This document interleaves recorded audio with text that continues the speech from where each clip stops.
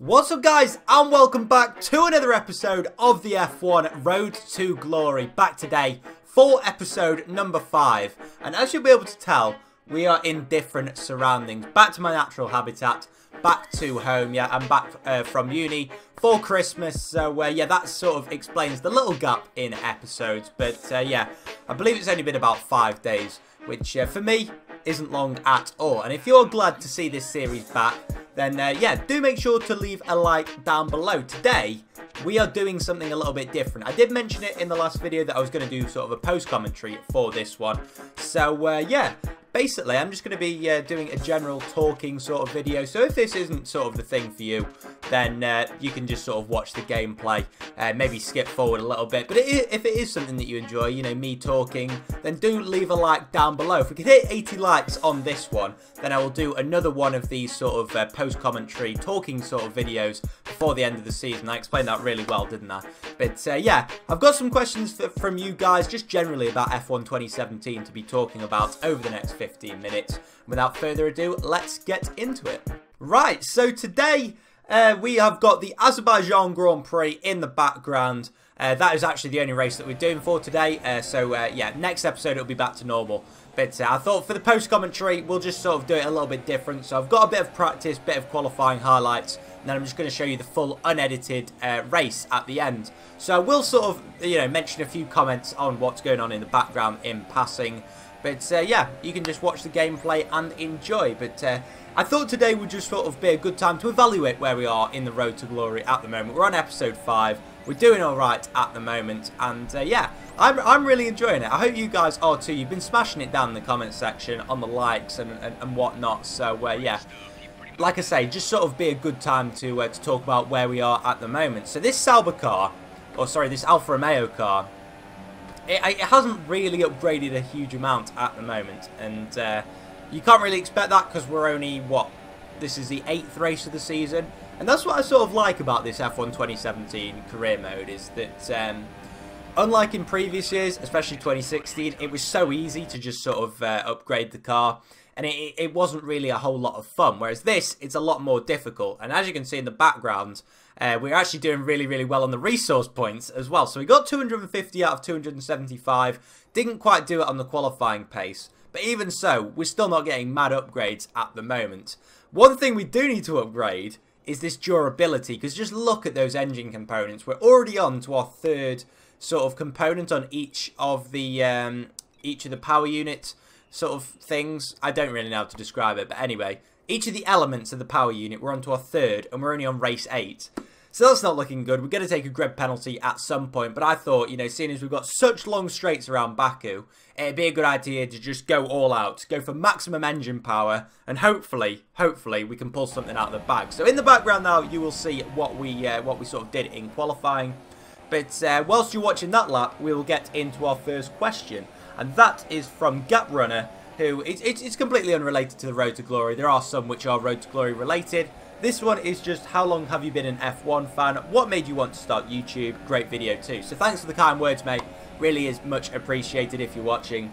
And yeah, how long have I been an F1 fan? I have mentioned this in a few videos before. So it's 2007 which I started watching. So yeah, the 2017 season was the 11th full season I've ever watched. Yeah, just sort of got into it from quite a young age. Had always been a big fan of Scale Electric. If you don't know what it is, it's sort of like the slot car.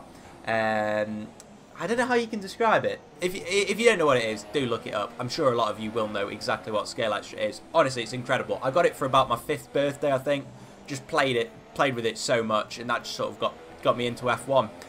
Really, and then sort of started to watch it from then, and yeah, I'd say 2010, 2011 was probably the time which I like really got into it. Literally watched every session religiously, and 2013 was when I sort of got into F1 YouTube, and yeah, ever since it's sort of been that. So what made me want to get into YouTube? I always sort of had quite a creative mind, I think, in that sense. Always had a lot of ideas sort of going on when I was younger. Used to play football outside, always sort of wanted to commentate on myself, which is quite weird, but I guess YouTube is where I sort of found myself in that sense. So yeah, I hope that does answer that question. And just as I finish answering that, we finished qualifying, and as you can see, we managed to put it in P9 in qualifying, which was really strange, but incredible at the same time. So, yeah, fitting the new elements of the power unit really did pay off. And you can see we out-qualified Felipe Massa, Kvyat, Magnussen, Alonso, all these drivers, and we were only actually behind the sort of like the top 4 teams, the Force Indias, Red Bulls, Ferraris and Mercedes. And our teammate Ericsson was right down in 20th as well. So that was just an incredible session. Considering, as you would have saw in practice, we were struggling as well on the qualifying pace. We could only manage 19th. So that just shows what a massive difference it makes around Baku. So yeah, just sort of, as I say, put my eggs all in one basket for this race. And we're just hoping that it could pay off during the race. It will be difficult during the race because we have still got the second worst engine on the grid. And yeah, it's going to be quite difficult, I think, to sort of keep the likes of Massa behind me, who's got obviously a Mercedes engine. But yeah, for the first time, I'm just going to let you enjoy the unedited gameplay. And like I say, I will sort of make a few passing comments on what's going on in the background. So the race start, we got a pretty decent start. Tried to go around the outside of Verstappen, I believe, but that was never going to work and managed to stay in P9. But yeah, really enjoying the way that this Sauber car, this Alfa Romeo car is actually handling. The upgrades seem to be going reasonably well at the moment. And as you can see, we're actually storming past the likes of Verstappen and Ocon at this early stage of the race. But yeah, like unlike some of the other cars which I've driven on this game, like the Haas, which I drove in Season 1 of my career mode, was just an absolute dog to drive, whereas this isn't, which is strange. You know, maybe it's just sort of more well balanced, but hopefully we can keep that sort of balance up during the rest of the series. But anyway, into the next question. That is from Flaming Zombie, who asked, what wheel do you use? The wheel that I use is actually just here. You can see that I'm not live commentating because the wheel is here, and it is a Thrustmaster T100, I think. That took quite a lot, and I've got a wheel stand for it as well, which is quite nice.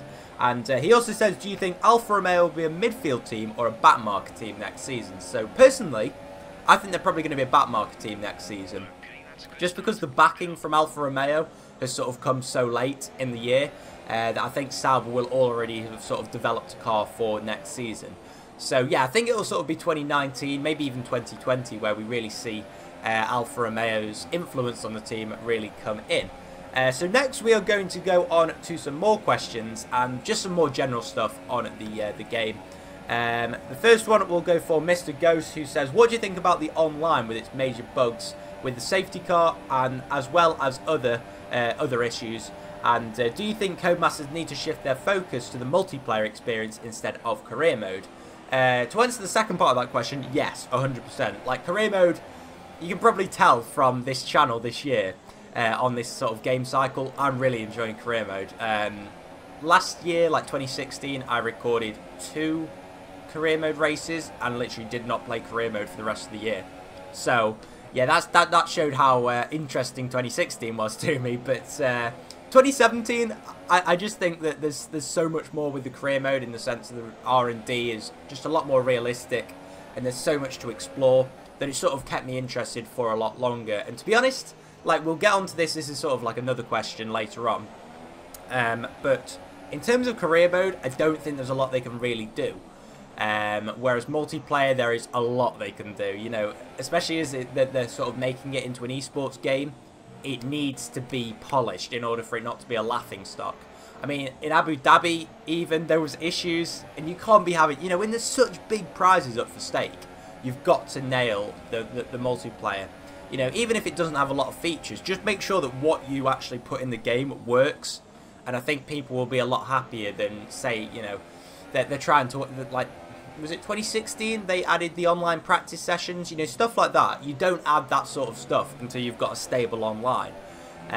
So yeah, that's got to be their main priority for next year. David Fitzgerald, this rolls in nicely. He says, what's the next logical step for the game in terms of career mode? So I said I'd focus mainly on multiplayer before I expand career mode further.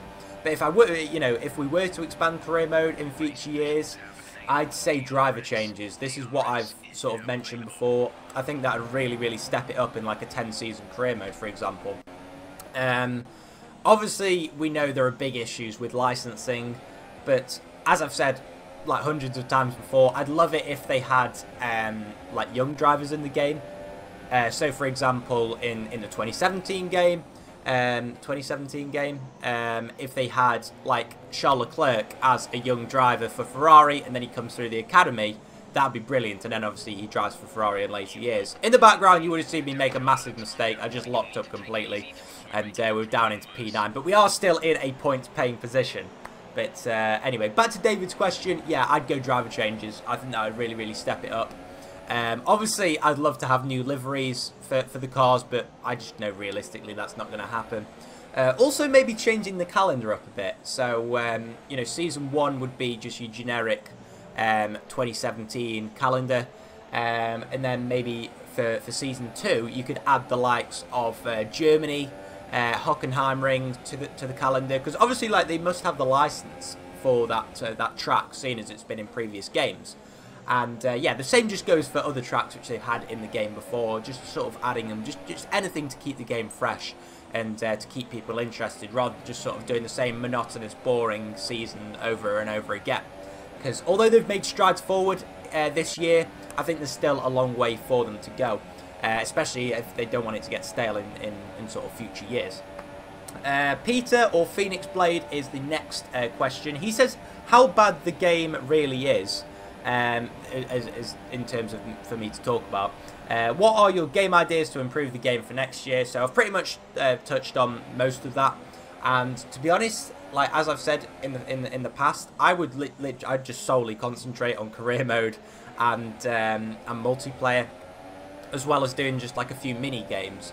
So something which I really enjoyed this year, and I did a series on earlier on in the year. If you haven't checked it out, the Next Gen series, I would recommend it. It's on my channel. That was like to do with shorter races and reverse grids. So that was just like a mini game mode. But I'd love to be able to do like a reverse grid, just literally go into quick race and be able to like do my own custom calendar and do reverse grids in that sense. So yeah.